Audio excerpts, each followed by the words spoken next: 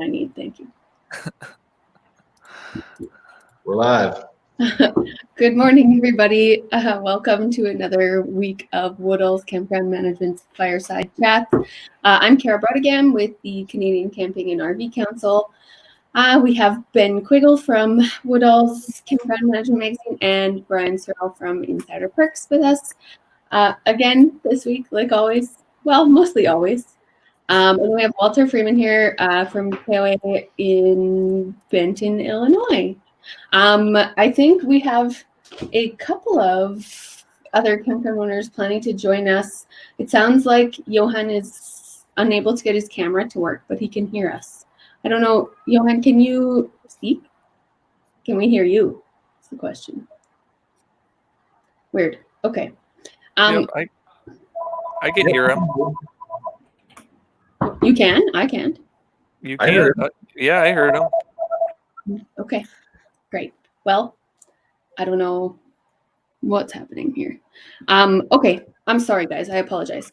We are talking this week about winter camping, specifically in these locations where these gentlemen own parks. But I think certainly certain areas across in Canada, there are lots of parks open in the wintertime. I think it's a unique thing that's kind of growing in popularity. So the discussion obviously is timely with the season's changing.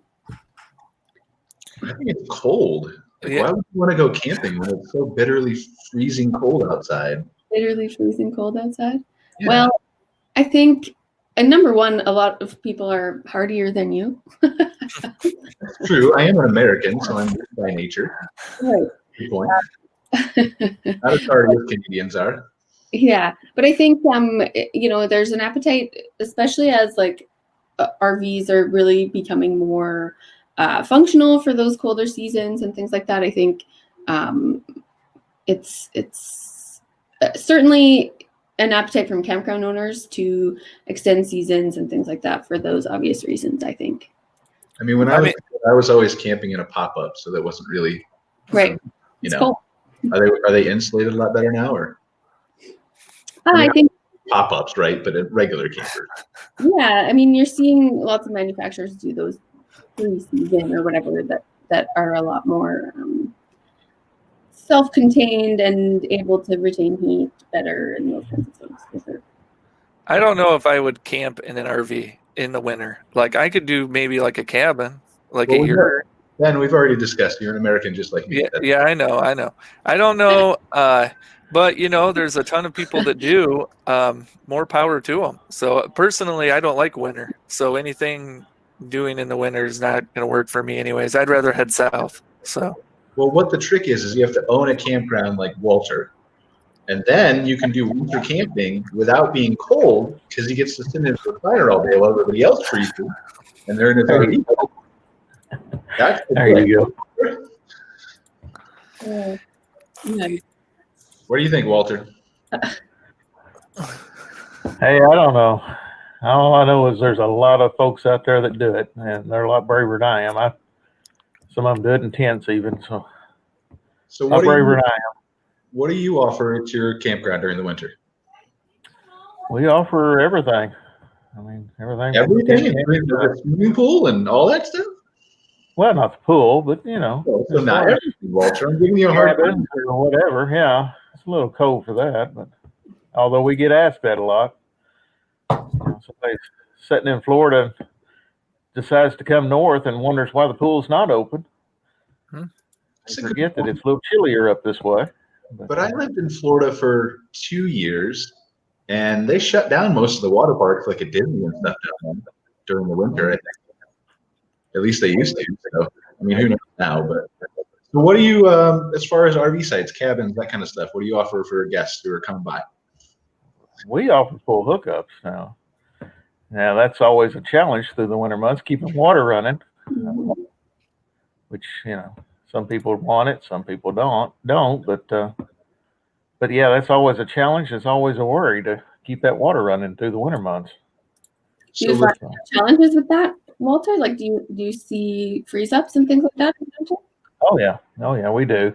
Which our climate where we're at, we're kind of not in a really bad winter area. So, but you get any further north, and they have a lot more problems. But yeah, we're constantly.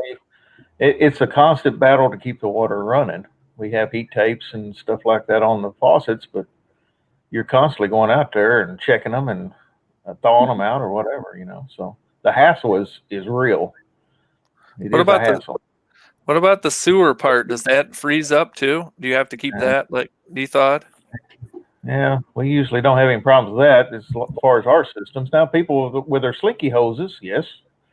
If you got a dip in your hose, then it's going to freeze. So you definitely got to watch that. Okay.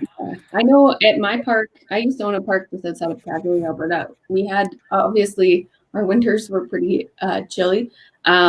So had to shut the water to the sites off in the wintertime. And then just had kind of central tap areas for people to fill holding tanks with. And yeah, we had tons of issues with, we probably went through a frost-free tap every month. Just right. Repair and all those things. Yeah. Right. Yeah. You're constantly on top of it. That's for sure. Yeah, for sure. Is this impacted, both of you have been park owners, is this impacted by how far the pipes are down, or is it just because they all come up above ground at some point? I think the answer is both. Okay. I think, I'm seeing development of new parks here in this area that are purposely putting their services quite a bit deeper underground to prolong their camping season specifically. But yeah, I think, but anywhere that's above ground, all of your connection points and all of that stuff are another weak point, right? When it's cold. And then, if your services are less than, I guess, I'm sure it depends where you are, but less than 18 inches or so underground, you're going to freeze. When it's minus 30, oh gosh, what's the conversion of that?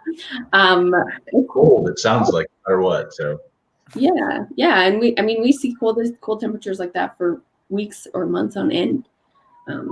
So, Walter, was your park always an all-season park? No. When I bought it, it was closed in the winter, and our situation, it was one of those deals. When we bought the park, we still had our youngest was still in school, so it was like we can't go anywhere, so let's try it. So we stayed open, and those first couple of years, it was like, why are we even doing this? But we had to be here anyway, so we did it, and it's kind of grew over time because word has got out that, hey, you can stop at Benton, they're open, So our clientele has grown through the years. We've been here going into 11 years now, so that part has grown. But now I'm at a point where I could shut it down and head south, but you always get those that come through and say, well, I'm glad you was open, So it kind of makes it, we kind of stick around here to help those that looking for a spot, they're heading wherever. They got to go.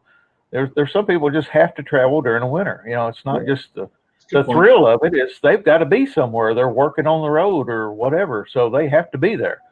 And whether they're traveling, pipeliners or whatever, so they have to have a place. Do you typically see shorter term stays, or are you generally hosting people who are staying for months at a time? It's a little bit of both, but mainly short term. And that's the kind of park we are. Yeah. And that's another thing you'd have to ask yourself if you want to try staying open in the winter. What kind of park are you? Obviously a seasonal park that's more of a weekend type park or something that's out in the boonies is probably not going to want to do this. But we're right along the interstate where people are traveling during the winter, and so they need a spot to stop. So now, so it sounds like you're more of a transient. So do you see more transient traffic? I've talked with some parks that can attract them hunters and stuff, or I think out in Colorado or in California, they got the skiers that they can attract, right, and they do some stuff with. Right. Yeah, we're more along the way for those kind of parks. Yes. We often saw at my park, actually, I'm sure COVID probably impacts that now, but we would see Australians and Europeans rent RVs in the winter and rent snowboard and ski gear, and then drive around to the different ski hills in the Rockies here. But with so few parks open, they would kind of base camp out of a campground like ours that was actually available, and then kind of drive around in those rentals to access skiing and other winter activities. So it's happening. People are doing it. Obviously, international flights and things like that will impact this year. It'll be interesting to see if that, if domestic travelers are gonna, use campgrounds in that same kind of way. Hi, Johan.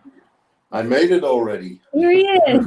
And Brandon is here too. I invited him to be on stream and he rejected me. So if he just doesn't like me or if he changed his mind as a whole, I don't know. So, but if you want to come on, Brandon, just chat with us on the right and I'll invite you again. Yeah, for sure. So Johan, maybe just mention your park and where you're located. And yeah, so we're a year-round park. We're located in Rocky Mountain House, Alberta. That's kind of like central Alberta.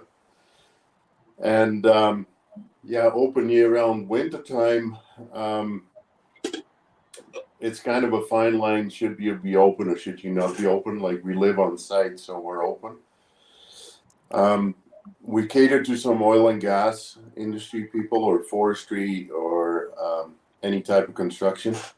And then for the month of November, we usually get some hunting guys because we're right on the edge of the foothills. Hunting is pretty big here in this area. So we cater to those. Is it busy? No, not really, but it's still worth our while, let's put it that way. Johan, so I asked Walter the same question. I guess, had you always had winter camping when you took over the park or built the park, or is that something that you've just slowly started? No, like when we bought this place in 2006, and it was open at that time, and the permits allowed it to be open, so we just continued that. Okay.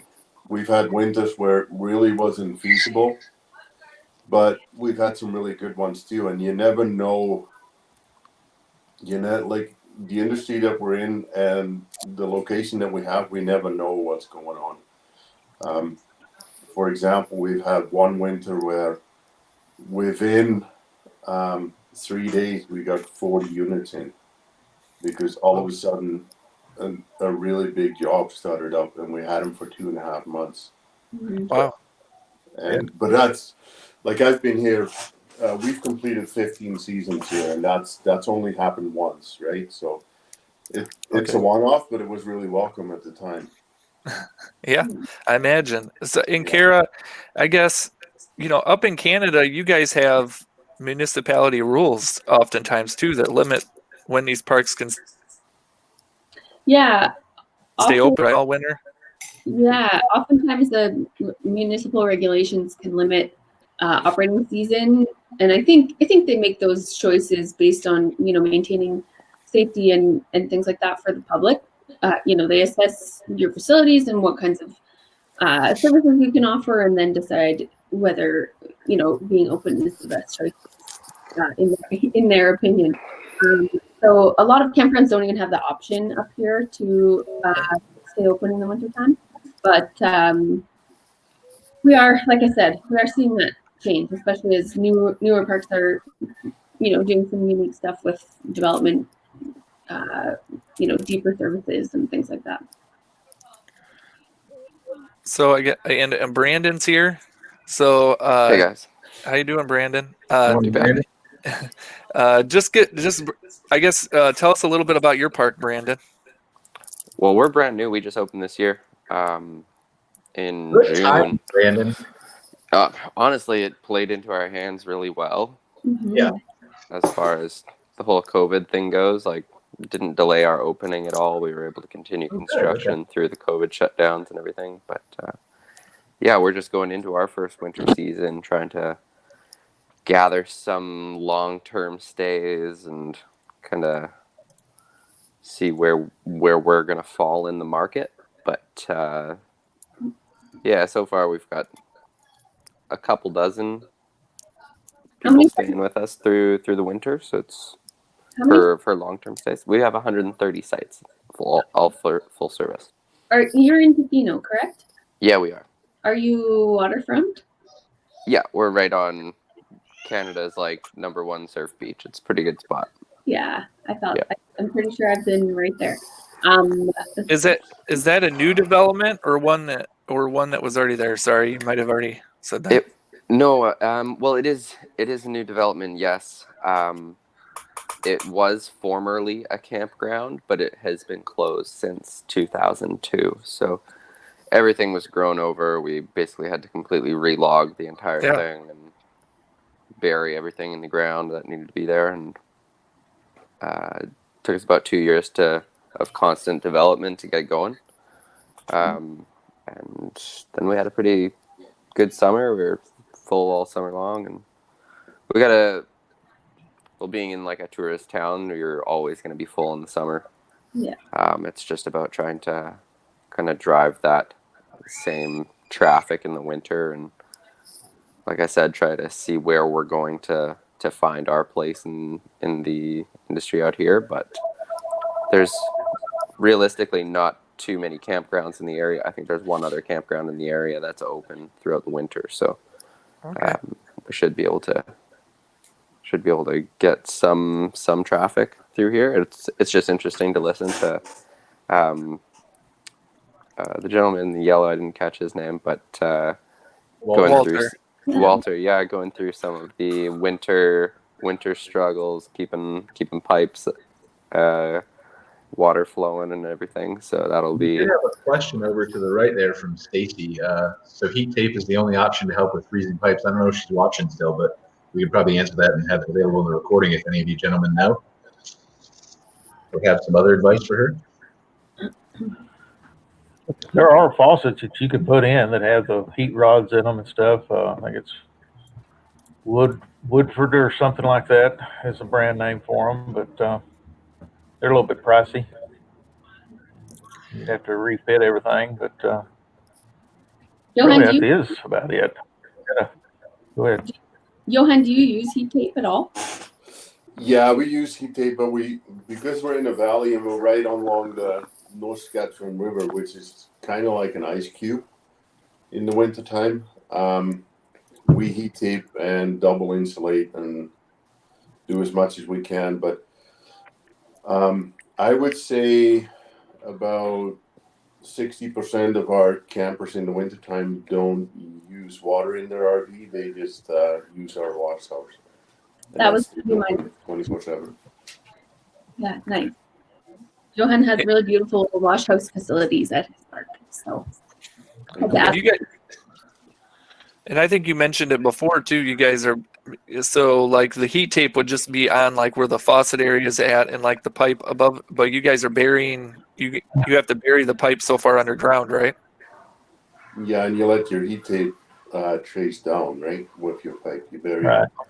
You bury it further down. Yeah. Otherwise, it wouldn't work. Okay. Right.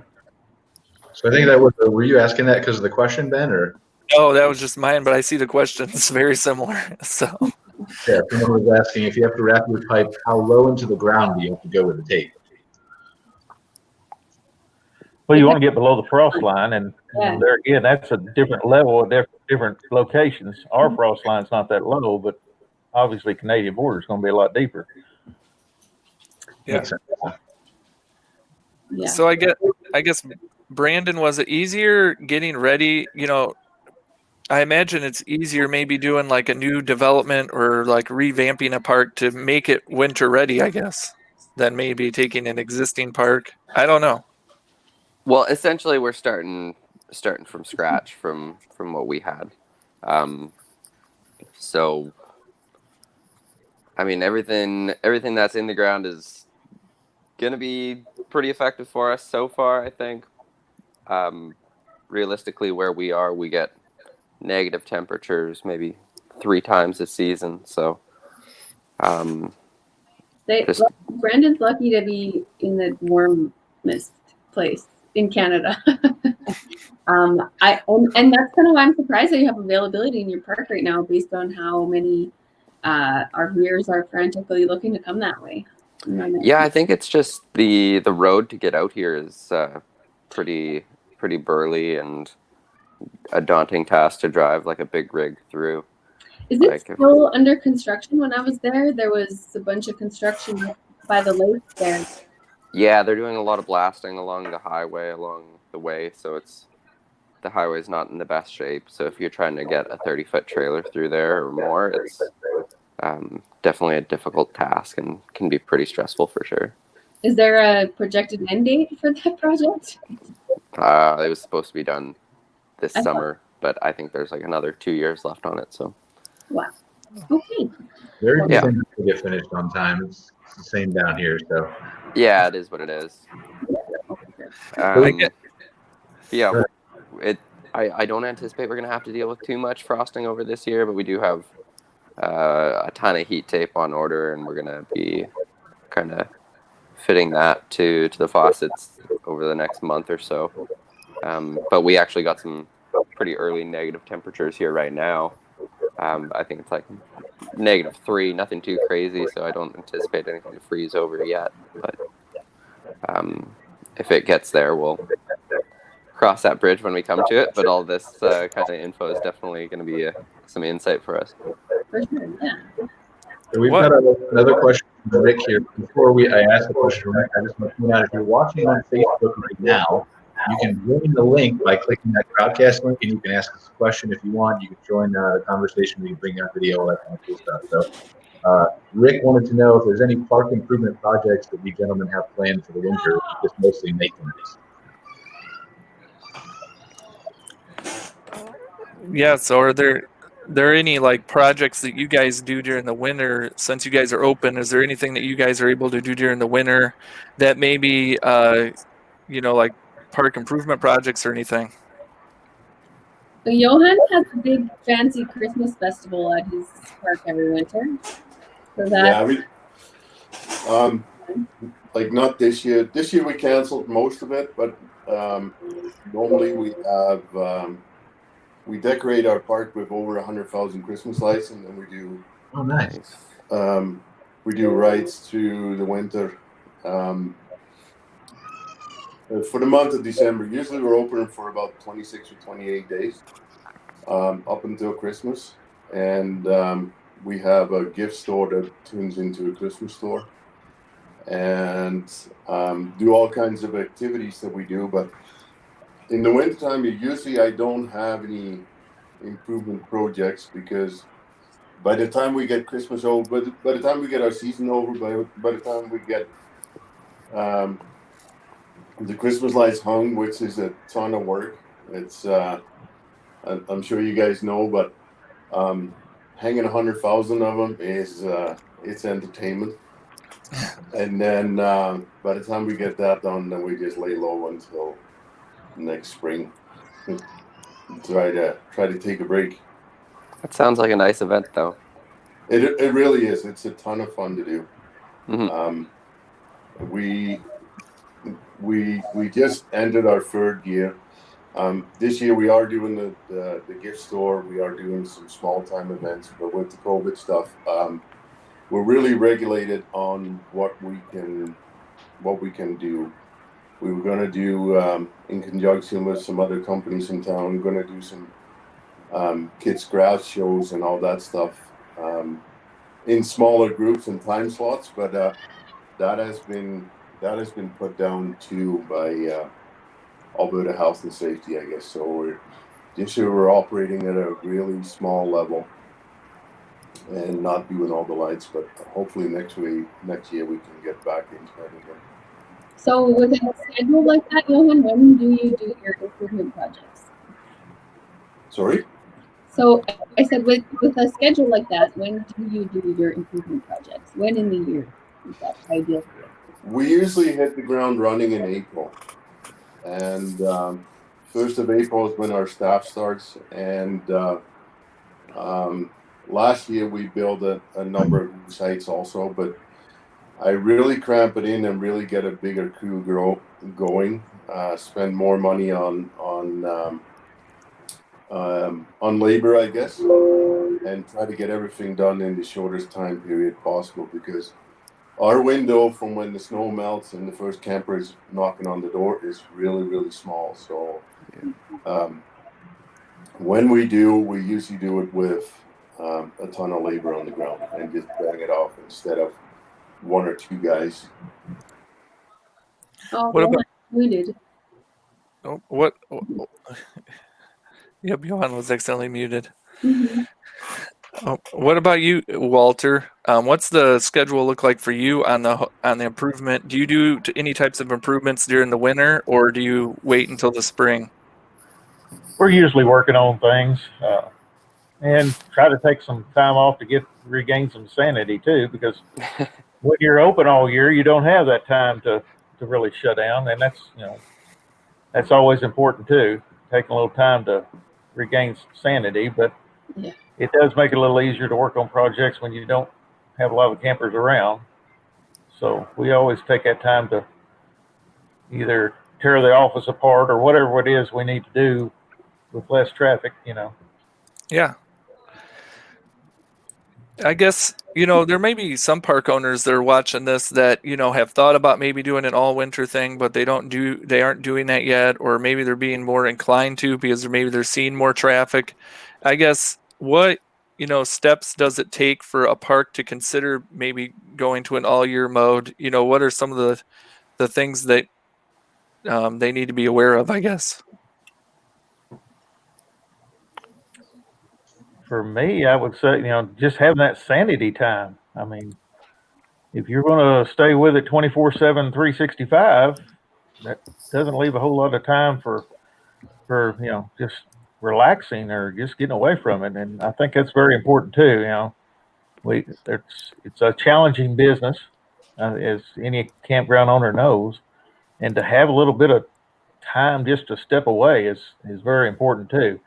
Even if we are open all year, we're slow during the winter months, and if we have some good help, we can usually slip away and take some sanity time. So I think you need to make sure you plan for that. If you're going to stay open all year, make sure you plan for that too. I guess, yeah, on the operational side, what are some of the things you guys did? I know you transitioned to an all year. What are some of the things you guys did on the operational side as far as looking at your water pipes and stuff when you guys transitioned?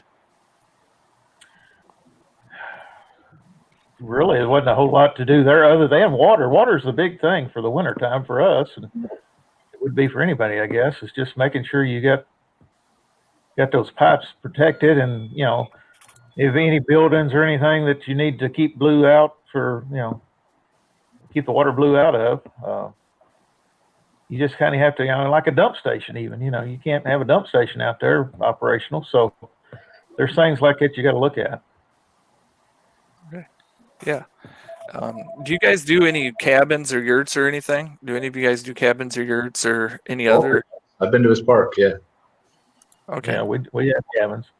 And that's something too. You can look at your hot water tanks, are they inside where you can keep you in? That's something. You got to keep your cabins all warm, because you got plumbing in those cabins. So they have to stay warm all winter long, whether anybody's in them or not. So you're going to keep them available.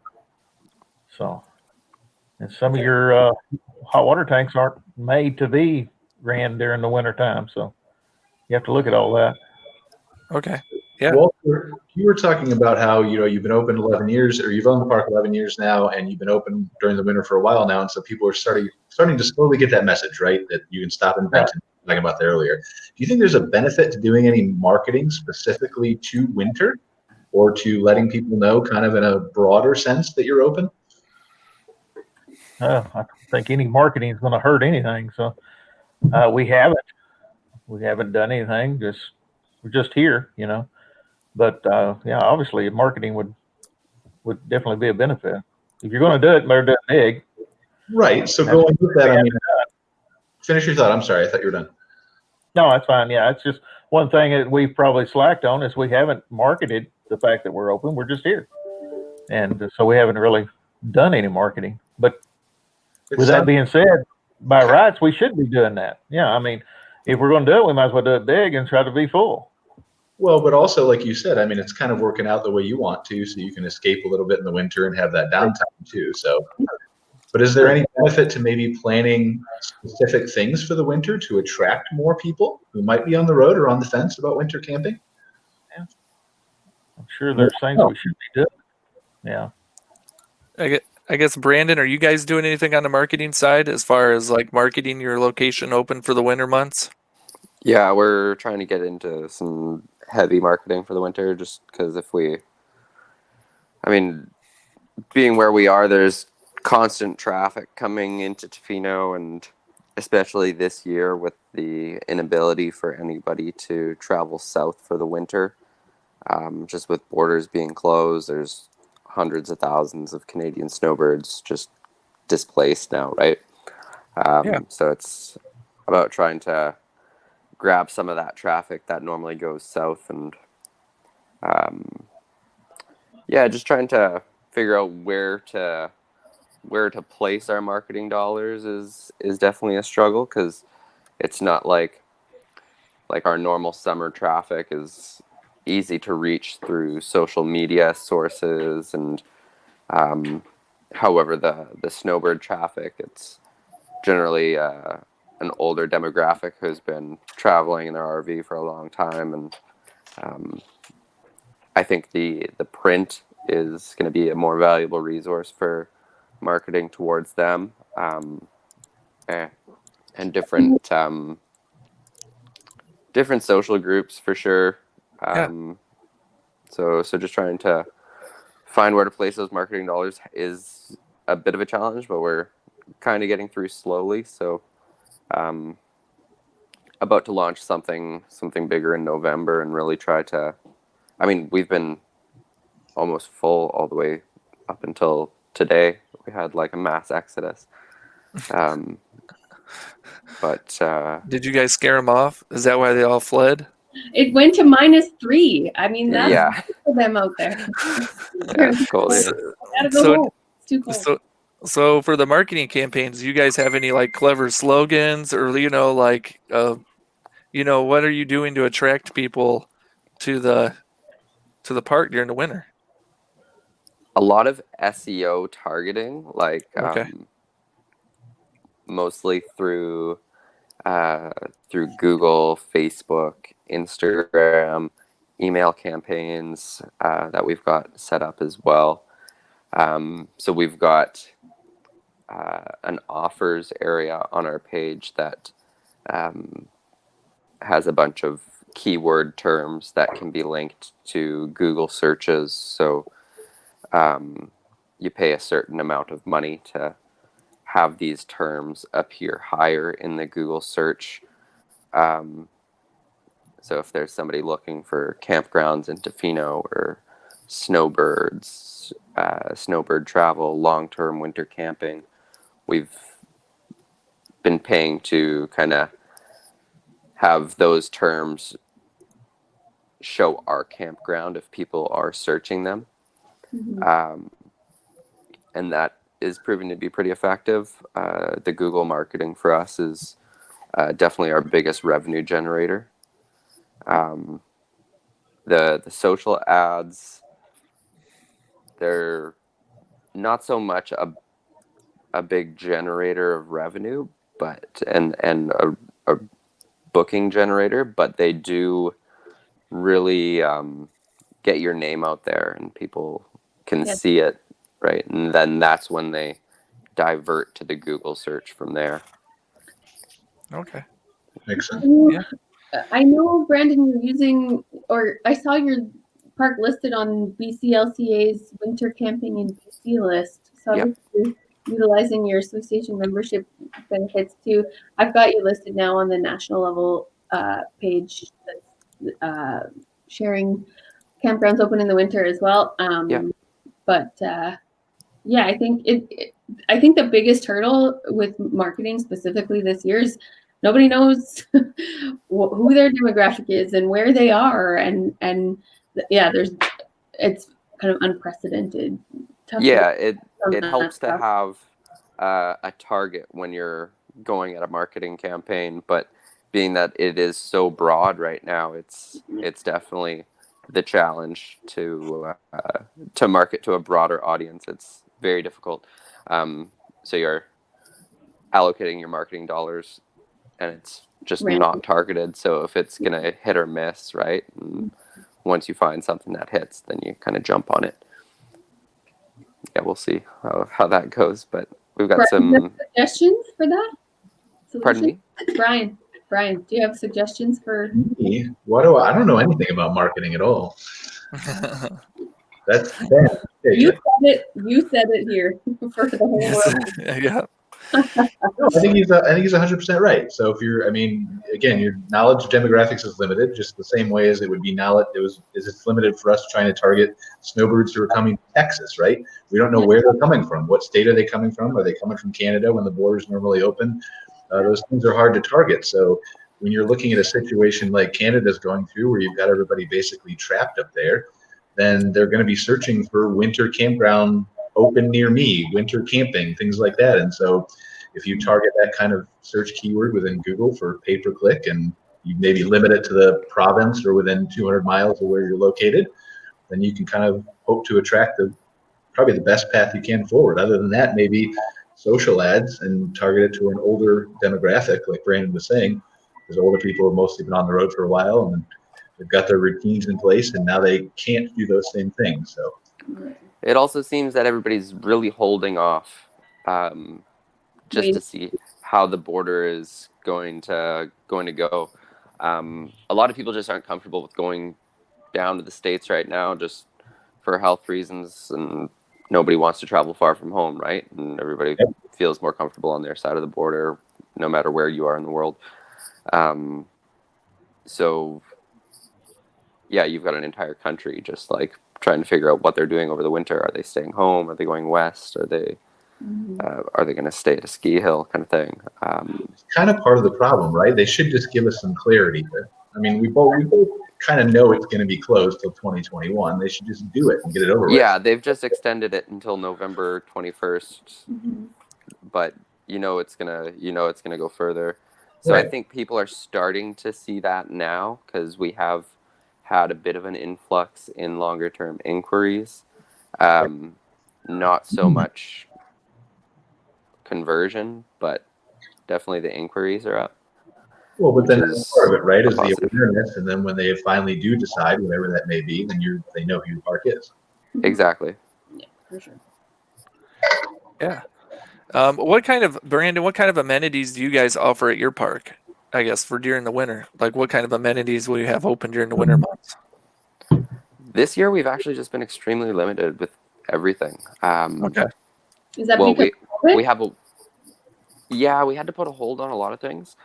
We have our washroom and shower facilities open year round, so that's a positive.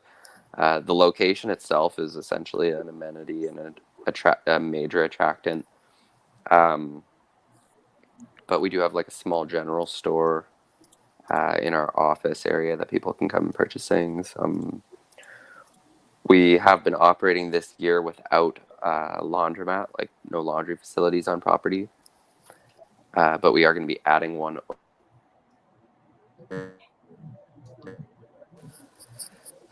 Surf lessons and rental shop that we are just adding. We just got the building dropped off, essentially a plug and play kind of building, and then we're going to be.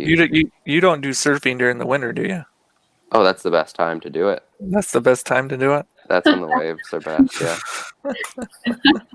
Up here, at least. Ben just like We don't have like the warm water at all, so the water temperature only fluctuates like 5 degrees from summer to winter, right? So Okay, all right, yeah, but that's a little too cold for me. You get a lot of surfers who are interested in coming out at this time of year for sure. Yeah, that's what I mean, though. Like you could create some unique amenities to attract winter camping, right? I mean, why not invent something called ice surfing? I mean, who knows? It's the only park in Canada. We're not that cold. We're not quite the East Coast here. But we do have like hot, heated outdoor showers, so you get out of the surf and you're a minute walk from cold water to a hot shower, which is definitely a nice amenity to have.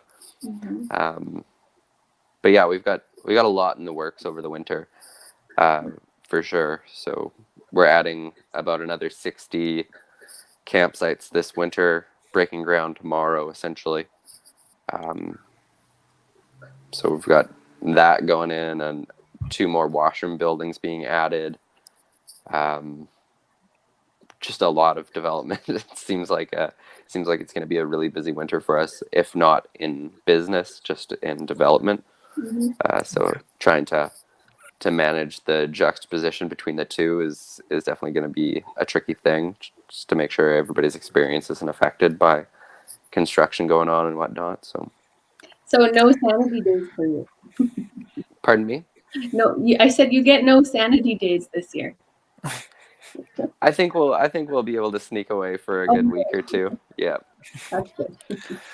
So Brandon, you're doing mainly, so are you looking at having a lot of long-term campers over the winter, or are you going to see some transient ones that are just in for a day or two and then leave? The nature of travel out here is really transient. So Okay.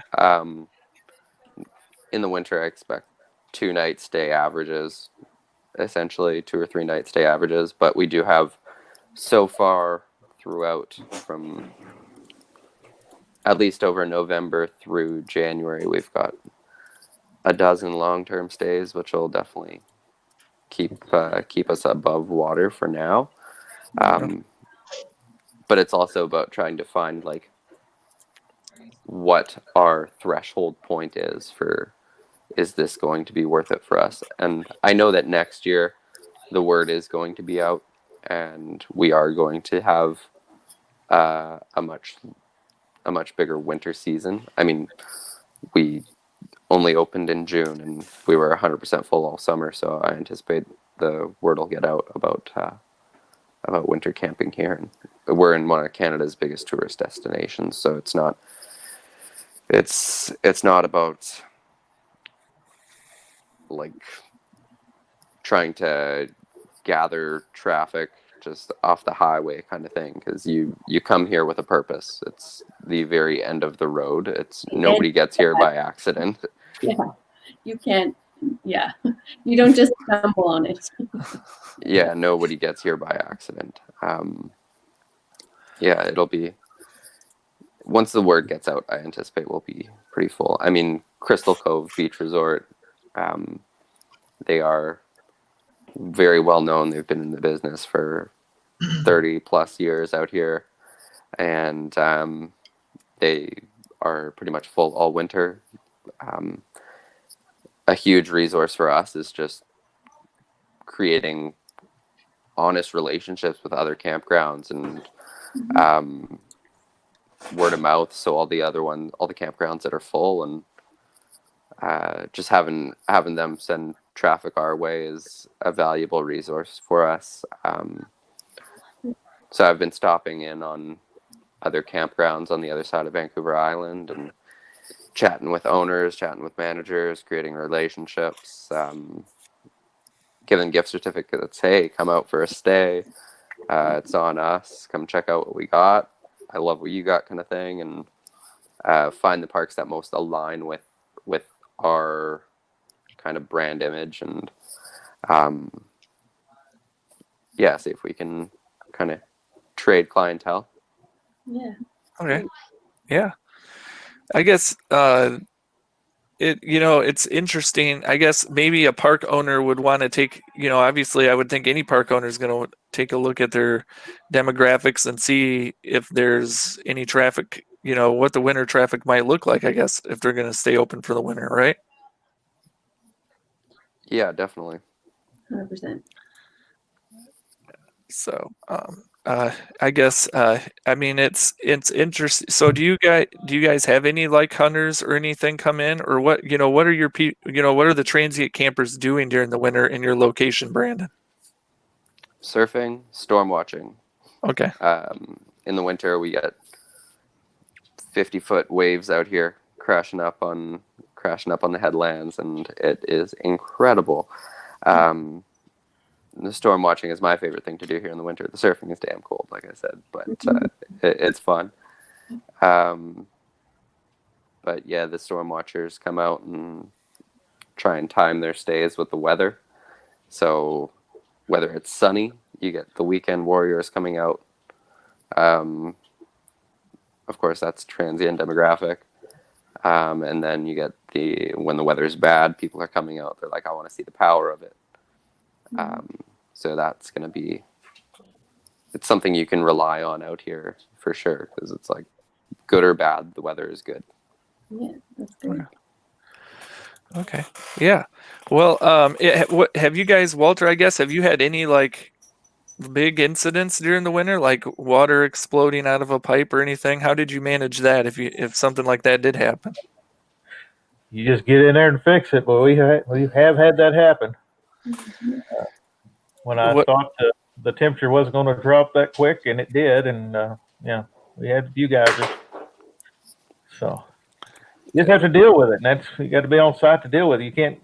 You can't go hide somewhere and be gone. You got to be here to take care of it.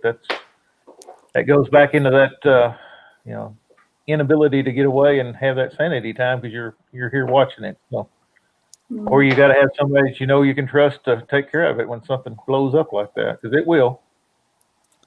It always happens when you leave. Like I remember having that happen. I'm sitting around twiddling my thumbs and nothing happens until I set foot off the property. You get 2 states away, and then that's when something blows up. So exactly, yeah. Perfect. And you got to know where your water shutoff valve is at, right? Somebody's got to know. No. So do the campers must run up to your place and be like, there's water all over the place, panicking and everything. Well, sometimes, yeah.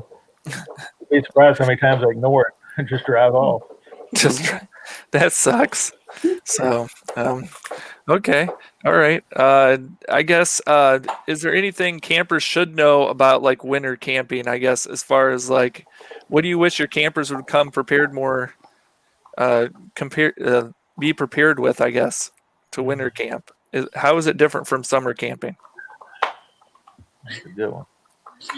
I think there's an expectation that I regularly experience where folks would just like plug in 12 electric heaters and then their breakers are always blowing, and lots of times I'd see like extension cords running to other sites and things like that. I think it's important to know, like, it's tough to keep even a 3-season RV well heated with electric heat. And our power bills typically were more in the winter than in the summer, with a fraction of the occupancy based on those kinds of things. So I think that's a big thing, understanding, what it's going to take to heat your RV. And then also we typically have a lot less staff, a lot less, availability and things like that. So patience is helpful. Yeah. Yeah, that's my concern. I'd have to piggyback Kara there, how long a propane bottle will last you? That's the question that's asked a million times. And why does it cost so much to heat my house? I can heat my house for this amount of money if it's a long-term person with monitoring electric or something, and it's like you're heating a camper that has 2-inch walls or something, they don't realize that. One of my big ones too is the freeze and thaw of the ground. They get out and it's muddy here. Why is it muddy? Well, because we have the freeze and thaw during the winter months, and they don't realize that the grounds are not going to be pristine during the winter months, and they come from a Florida or Texas or somewhere where they're traveling north or whatever, and all of a sudden now everything's dead, muddy, whatever. Well, we just had a 5-inch snow the night before, and it's thawed, and everything's muddy. So that expectation of the pristine campground during the winter months, it's not going to happen. Yeah. Again, patience. The freeze and thaw. Walter, listen, we've got shopping centers here with heated sidewalks all over the place. So there you go. Okay. Yeah, for every single site, Walter? I guess I need to start doing some more of those winter projects then, don't I? Obviously, you've got downtime. You just told us all. Well, there you go. There you go. We're up on those sanity days. There you go. Give up a sanity day. Mm-hmm. Yeah, I mean, so I guess back to your muddy, the freezing thought, do they ever have issues with RVs? Like if, I don't know, maybe both of your parks have cement pads, but I would imagine if you're not on a cement pad, maybe the ground shifts a little and your RV can shift a little bit too. Yeah. I mean, our roads are pretty solid, but yeah, I mean there's that possibility. But yeah, it's just the ground itself around you. It's just you're going to have some mud. Your little doggy or whatever is going to get his feet muddy or whatever, because it's going to be a little freeze and thaw and a little mud, a little slush or whatever. So. Well, if it's anything like the little dog I had, my dog didn't even want to go outside during the winter. It was too cold, so it was like my spirit animal. I don't dogs like that. Like that for us all the time. So, like, I mean, obviously, you guys see my dog who doesn't want to get off my lap during the show. We have an enclosed courtyard at my apartment here in downtown Cleveland that they can run around. And so, the first couple years I lived here, it was a muddy mess every single winter because of the refreezing and whatever else. And so, finally, they pulled it all up and did AstroTurf there, and it has been fine since with good drainage. But yeah, it's a problem. Yeah, well, I mean, you're camping. Do you expect zero mud? You're camping. Well, Yeah, I mean, they still that's insects too. So that's the thought of it. It's like you guys are paying for a patch of dirt here, so Yeah. What are your expectations, and how do you want me to live up to them? Right? Yeah, totally. Yeah. Customer expectation. Measure your expectation. That's my tips for the customers. This whole winter camping thing, it'll be interesting to see if more park owners at least explore the idea of winter camping. Obviously, Walter said, it depends on your location and what's available. Obviously, if you're not near a highway and you don't have a lot to do during the winter, or a lot of things to see, maybe it's not right for you. But it'll be interesting to see if more parks along those highways and, that offer hunting and different things, whether they can explore this idea and see if, there's a good opportunity to extend their seasons. So, and more people are exploring that full-time RVing lifestyle, and they have to have places to go. So it'll be interesting to see how this all works, what it looks like in 5 to 10 years. So I think the market's there for a lot of people. It's just mostly what Walter's talking about. Most of them just don't want to do it 365 days a year, which is fine. But I think that's mostly what it is. If you can make a killing in the summertime, then yeah. And maybe that's a little bit as you see some of these big corporations coming in as Sun buys more parks, as some of the groups come in and buy multiple properties where they have on-site managers. Maybe a lot of that changes. I don't know. But for now, I think that's a big issue. Yeah, I mean, I didn't really look into it. Maybe I should have before the show, but it would be interesting to know how many Sun parks stay open all year round, that are in the northern segments. I think a lot of their parks are in the southern areas, so they might be open more anyways, obviously. But, maybe, these bigger development groups that have invested a lot in their parks, maybe they're more willing to keep them open. And maybe that kind of shifts everybody else. So, but I'd rather move south for the winter. So I think I'm going to just be a snowbird, and just move south for the winter. You literally just move farther north. Yeah, I know I did. That was a mistake. I think it's going to be interesting to see once the border opens. 2020 might be a really crazy anomaly year where we're seeing, at least in Canada, this really crazy site inventory shortage where RVers are really struggling to find a place to go. I think once the border reopens, a lot of people feel like Ben and are going to head south again. And so, 2021 winter will be interesting from the Canadian perspective for sure to see how many folks will stick around compared to. And I know some parks that just stay open later, maybe not the entire winter, but they do stay open later for that snowbird traffic, later than some parks. So, maybe they take a look at their books and they're like, well, we could probably extend it a couple months. So I don't know. So, I guess up in Canada, has there been any talk? Do these among the municipalities or governments to maybe allow some of these parks to stay open longer during the winter, or is that not really something some of these groups are interested in?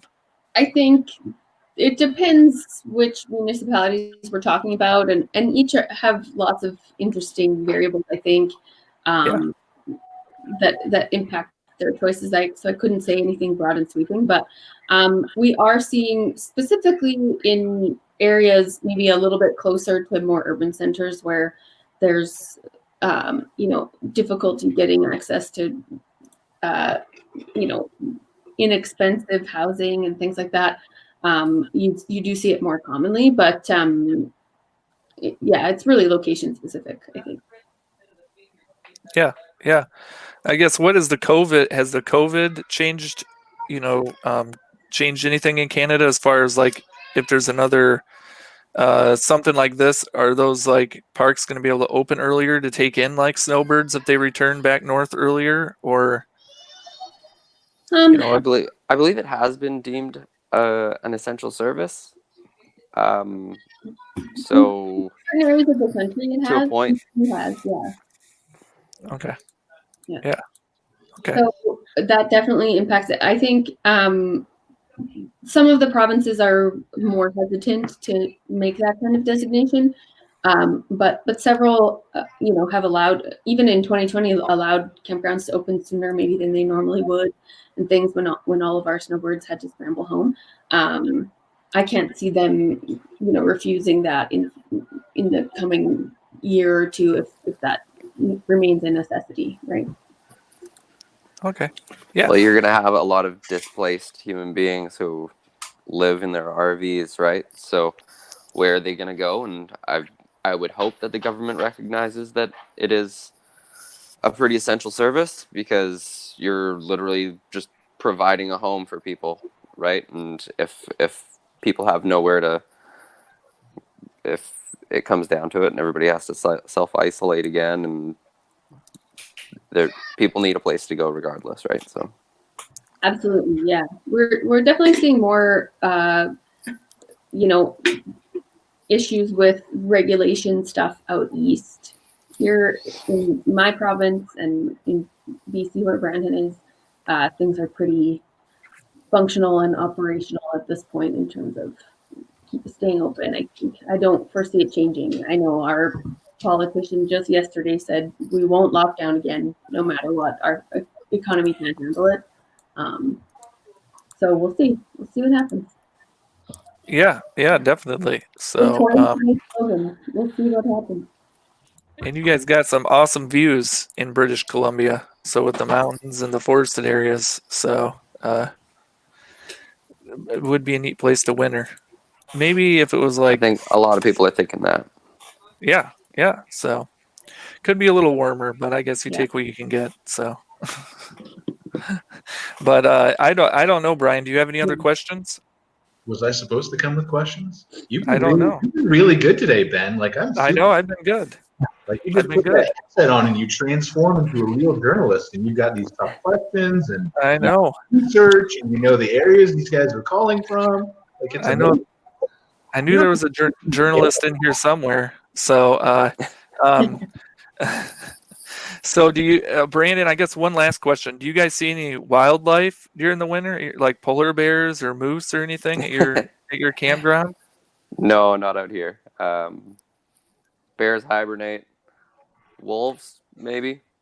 Yeah. Okay. Oh well, I don't know if I want to see one of those. What about you? Never do. You never get to see them. They're elusive. But Walter, you probably have like squirrels and deer and stuff, right? There's a few of those around. When we see a few hunters come through during the winter months too. So. Okay. All right. Yeah. Mainly just transit traffic. Okay. All right. So, well, I think that's about all the questions I had. Hopefully we had some helpful information for the audience that was watching. I mean, I thought it was a pretty good discussion. So, yeah, it's great. What do you guys think? Brian, did you like the discussion? No, I think we touched on all the different points from, all the questions that were asked. We got some good interaction today from the audience, and we also, we touched on what campers want to be prepared for when they come, as well as campground owners for when they're opening up and considering these things. So I think we covered the whole gamut. Pretty good show. Yeah. Well, thank you, Walter and Brandon and Johannes, although he's not with us anymore. But Johannes, thanks for coming on. And thanks, Kara and Brian, for being here again. And I think we're going to preview the ARVIC convention next week, right, Brian? We're not going to preview. We're going to do live. Yeah, we're going to do live. Which is definitely going to go well somehow. Something's going to happen. So that should be exciting. So from the ARVIC, expo next week, I'm looking forward to the virtual show just to seeing what it's like. So we'll see everybody. Ben, you got your travel booked, right? Yeah. I'm going to Daytona Beach. You gotta fly there and be live in Daytona for the virtual show. Somebody has to. So sit on the beach and attend a conference. You said this is your opportunity. Let's go. So, well, thanks everyone for watching, and thanks. I hope you have a good rest of the week. Yeah. Okay, guys. Thanks, guys. All right.